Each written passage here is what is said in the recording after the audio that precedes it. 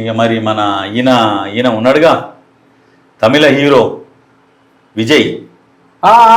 పెళ్ళం వస్తలే కదా పెళ్ళమో ఈ ముచ్చట్లు ఊరికంటే మొదలే తెలుస్తాయా నీకు? తెలిస్తే అంటే 3 పదాల కాడ కూర్చుంటే తీరొక ముచ్చట మాకు సెట తీరకు. ఇక ఇంట్లో ఏమవుతుంది, నీ పిల్లలు ఏం చేస్తుంది, ఏమైందంట మరి ఏం చేస్తున్నావు, మీ చుట్టూ ఏం చేస్తున్నావు, ఆయన ఏం చేస్తున్నాడు, ఏమైందంటే పిల్లలు విడాకులు ఇచ్చిందట పడతలేదట పిల్లమ్మకి. ఇక కొడుకు కూడా మా అయ్య మంచోడు కాదు అన్న కాడికే ఉండట. మరి సోని కథలు నడుస్తున్నాయట.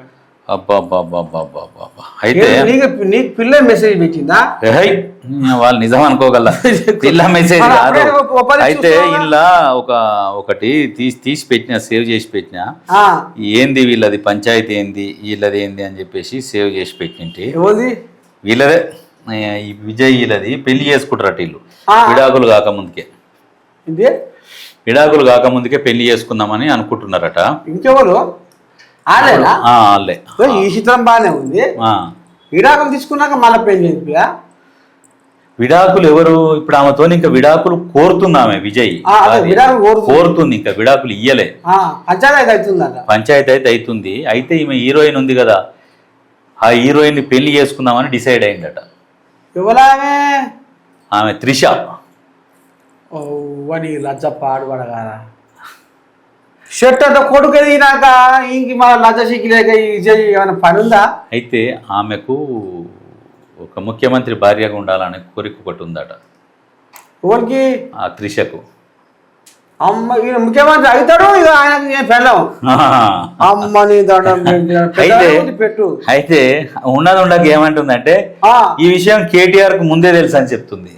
కేటీఆర్ కు తెలుసట, నేను విజయ్ని ప్రేమిస్తున్న విషయం కేటీఆర్ కు ముందే తెలుసు అనేసి. మరి ఈ బచ్చిగా ఎందుకు గుంజింది అలాగూ? మరి ఎందుకు గుంజిందో ఏందో తెలియదు. ఇక్కడ తిరుగుతుంది మనక కొసకు. ఇప్పుడు రాములు రద్దీ మోస్తట్టుగా. రాములు రద్దీ మోస్తాడా అంటే రద్దీ ఏం పోయాడు కానీ రాములకు తెలుసు అని ఒక రాయి ఇసిరేసింది.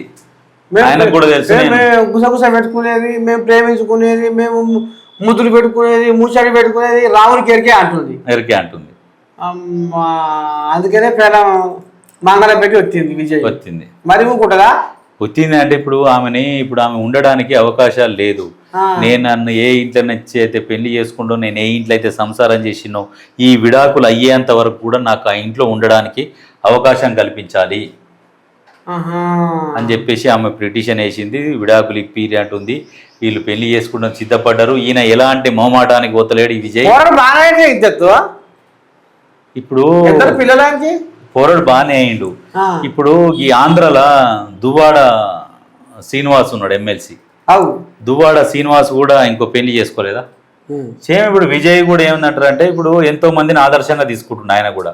అరే అమ్మ తెలంగాణ ఆంధ్రప్రదేశ్లో పవన్ కళ్యాణ్ అట్లనే విమర్శించారు, 2వ పెళ్లి 3వ పెళ్లి అన్నారు. అయినా కానీ జనాలు బ్రహ్మరథం పట్టిర్రు. రేపు నాకు కూడా పడతారనే ఆలోచనతో ఆయన ముందుకు వస్తున్నాడు. అట్లా సరే వాళ్ళ పర్సనల్ లైఫ్ వాళ్ళ ఇష్టం.